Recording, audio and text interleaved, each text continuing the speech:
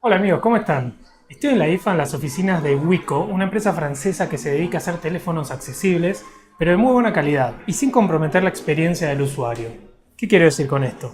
En general, para hacer un teléfono de bajo costo, se hacen recortes en cosas como el diseño, las cámaras o el rendimiento. Y la mayoría de las empresas se preocupa por esas partes en sus modelos más caros. Así que si hoy, por ejemplo, queremos comprar un teléfono cuya pantalla ocupe la mayoría del frente o tenga un sistema de doble cámara, tenemos que pensar en un precio de 700, 800, hasta $1000 o euros según el país. Bueno, al menos es lo que yo pensaba también hasta ayer en que vi la nueva línea de productos de Wiko. Aunque tienen teléfonos para todos los rangos de precio, hoy les quiero mostrar dos que son los que más me impresionaron: el Wiko View Prime y el Wiko Beam.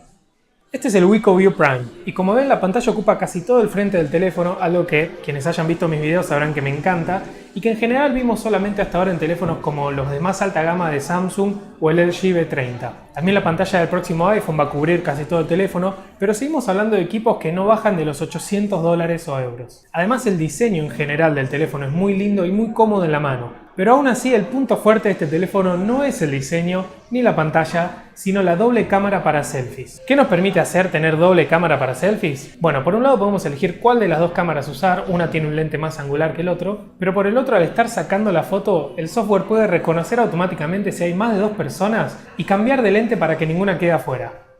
Una de las cámaras es de 20 megapíxeles y la otra es de 8, y la cámara trasera, para quienes quieran usarla, es de 16 megapíxeles, pero vamos, el punto fuerte de este teléfono son las selfies.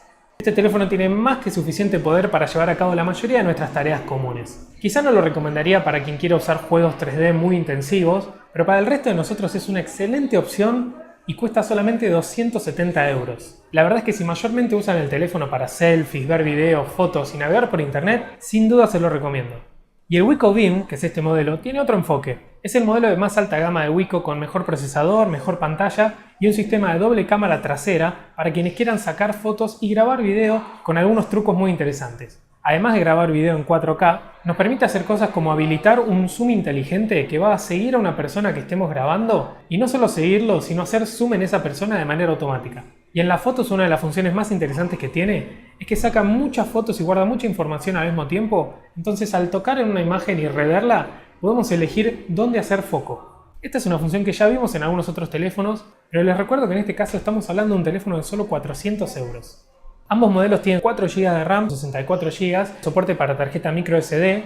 Y ambos modelos tienen lector de huellas digitales, que siempre es más cómodo que usar una contraseña.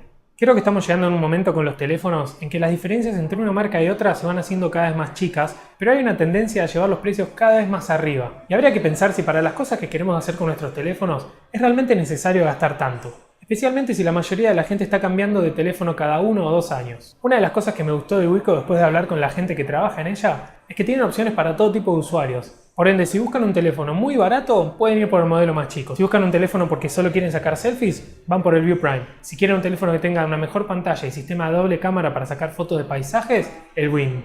En fin, hay muchas opciones, pero les recomiendo que visiten la página de Wiko y vean los modelos, y si tienen la posibilidad que los prueben en persona en algún momento, y créanme que se van a llevar una sorpresa muy grata cuando vean lo que se puede conseguir en un teléfono de menos de 400 euros. Espero en el futuro poder hacer un review mucho más completo de estos teléfonos, pero por el momento sepan que me dejaron una muy buena impresión. Ante todo les quiero avisar que esto no es un review pago, nadie me ofreció hacerlo. Yo le pedí a la gente de Wiko si me dejaban hacer un video porque me pareció impresionante, en especial el View Prime, un teléfono que yo compraría porque la pantalla, aunque no tiene la resolución más alta del mercado, es más que suficiente para el uso común, tiene muy buen brillo y ocupa casi todo el frente del teléfono. Como ya les dije en otras ocasiones, mi dispositivo ideal sería una pantalla sin ningún botón en la que tenga todo el contenido en mi mano, y esta gente lo hace por 270 euros.